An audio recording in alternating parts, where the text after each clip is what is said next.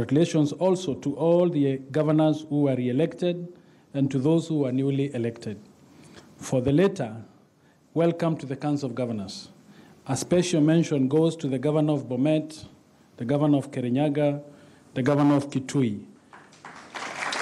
You will be recorded in history as the first women governors Kenya has ever had. It was no mean feat. You have given hope to all the women in this country that leadership is never and will never be about gender. We are all proud of you, and our desire is that your tenacity will set a stage for more women to run for governorship in the next elections. The Council has a new face. I am delighted in the diversity of professional backgrounds from which our new members come from. We have 4 governors who are former senators, 3 governors who served previously as cabinet secretaries, and 3 governors who served previously as members of parliament.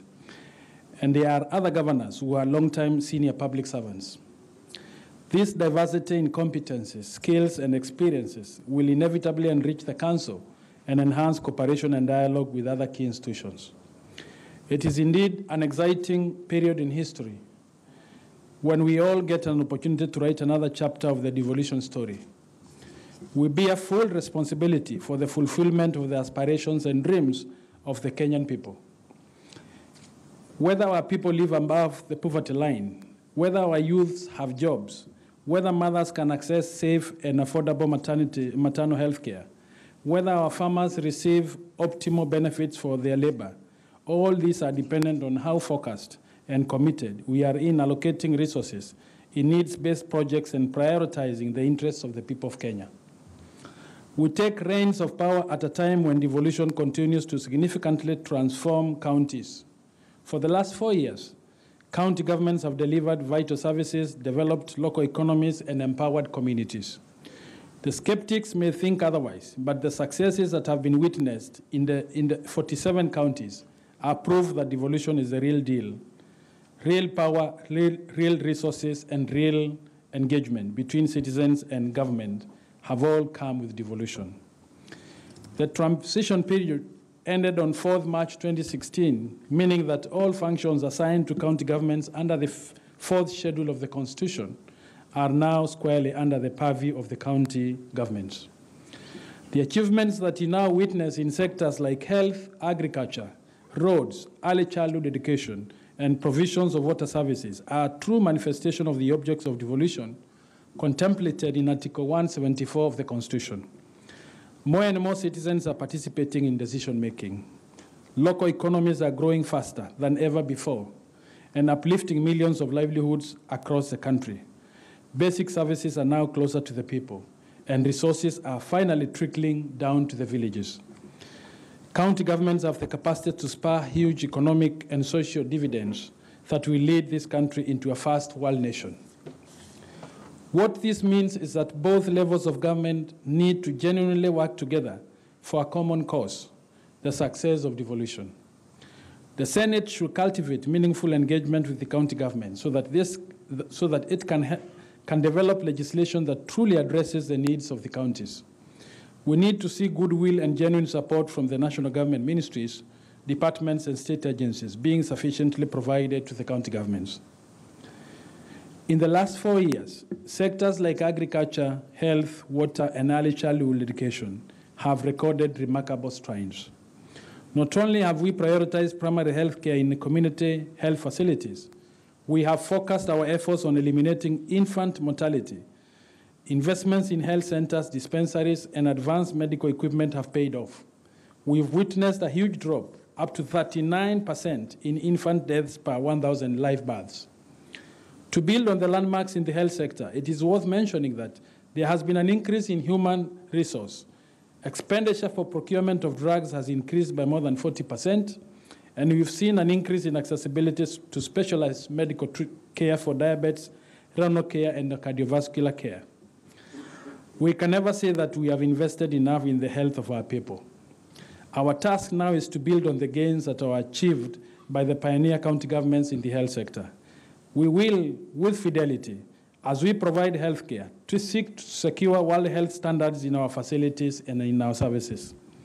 A healthy nation is a productive nation. In this era of technology, we need to ensure that we are no longer losing mothers to pre- and postnatal complications, that we are no longer losing children to communicable diseases, and that even the marginalized communities and vulnerable groups can access quality health services irrespective of their locations. County governments have also allocated huge sums to expansion of agriculture, mechanization, and value addition projects. My personal plea to you is that as we go back to our counties to implement agriculture-related projects, we need to adopt climate-smart strategies that can guarantee continuous food production and raise smallholder income. Our main agenda should be to leverage on our different strengths so that the agriculture sector can stimulate domestic growth and increase our export revenue. For water, despite improved population access to water sources over the last 20 years, unfortunately, it is estimated that 36% of Kenyans still lack safe water. In some areas, water is scarce. Water in Kenya is also not distributed fairly, so that planned urban areas and wealthy rural communities that can pay for services are prioritized, with those in slums and remote villages often go without clean water. Sustainable Development Goal number 6 obligates countries to ensure availability and sustainable management of water and sanitation for all. For this development agenda to be achieved by Kenya, county governments will have to put aside resources and take radical measures that will increase access to clean and safe water. Another milestone that I will not fail to mention is the investment in early childhood education. The pioneer county governments have cumulatively increased enrollments into these centers by rehabilitating deplorable classrooms, build new structures, equipped the centers, and recruited more teachers. Let us build on these achievements and aim to establish centers of excellence that offer quality early childhood development services. Fellow Excellency Governors, the journey ahead is not an easy one. Every governor here made a promise to his or our electorate in the form of a manifesto. Additionally, every county guided by an integrated development plan. Our task will be to translate these documents from paper to action.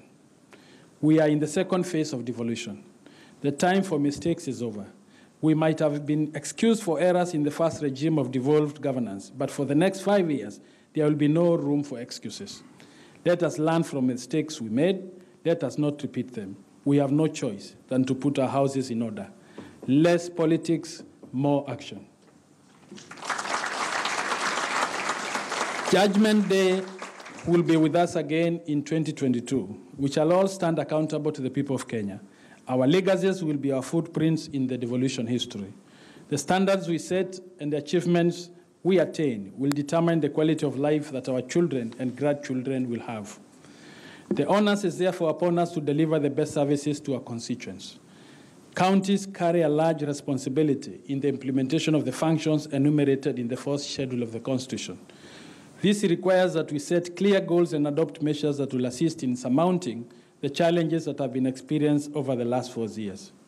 Distinguished guests, I admit that the environment for implementation of devolution has not been as smooth as we expected. In the last 4 years, we've had disagreements with the national government over funding for county functions, poor or absence of consultation on matters that affect county governments, and literal technical support for the implementation of functions. Insufficient allocation and delayed disbursement to counties by the National Treasury has near paralyzed finalization of development projects. Moreover, there are functions that remain unfunded, yet they have already been transferred to the counties, for instance, libraries and museums. These are critical policy issues that require to be addressed to guarantee seamless implementation of devolution. Functional analysis and costing thereto should be finalized. Only when the true costs are appended to each devolution function will the National Treasury and Parliament be properly guided in allocation of the equitable share to county governments. The Intergovernmental Relations Technical Committee needs to proceed with haste to determine and cost residual functions so that where counties are performing residual functions on behalf of the national government, funds follow these functions. State agencies and corporations and regional development authorities ought to be restructured to align to the devolved system of government to avoid overlapping and duplication of roles. A huge share of the national budget continues to be allocated to this institution to the disadvantage of county governments. We need to look at this to avoid wasteful spending.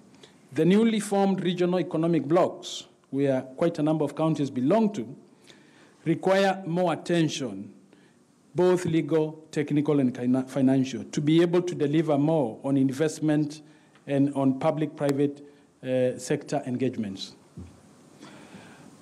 The complete audit, valuation, verification, and transfer of public assets and liabilities should also be finalized. We are aware that the IGRTC is in collaboration with other stakeholders, is spearheading this exercise, and we ask that the same be expeditiously concluded.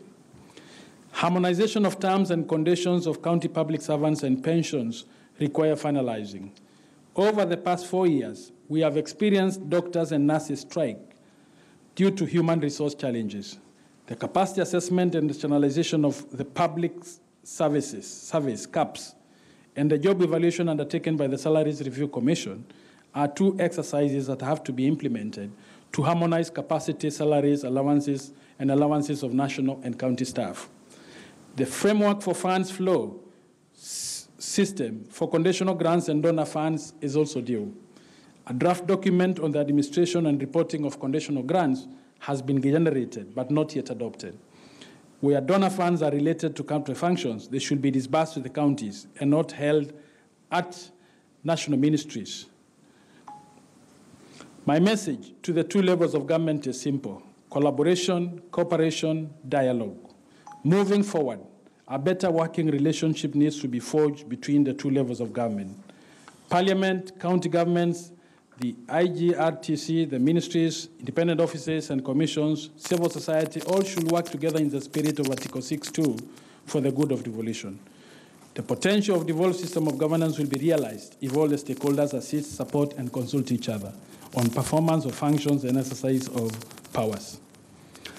Distinguished guests, my remarks will be incomplete if I fail to mention our position on issues of peace and reconciliation. At the Council, we believe that there is need for us governors to apply ourselves as instruments of peace in the country in light of the prevailing political circumstances. We call upon all political leaders to support peace, unity, and reconciliation. We should all seek dialogue and resist from perpetuating polarized agendas and avoid being torn apart by ethnicity and tribal politics. This is the only way we will focus our energies on development. In line with this, the Council has tasked a committee to work with all stakeholders on this matter. As I conclude, I take this opportunity to again welcome the new members to the Council of Governors. It is my hope that we shall work together harmoniously. I affirm that devolution is indeed working. Thank you, and God bless you.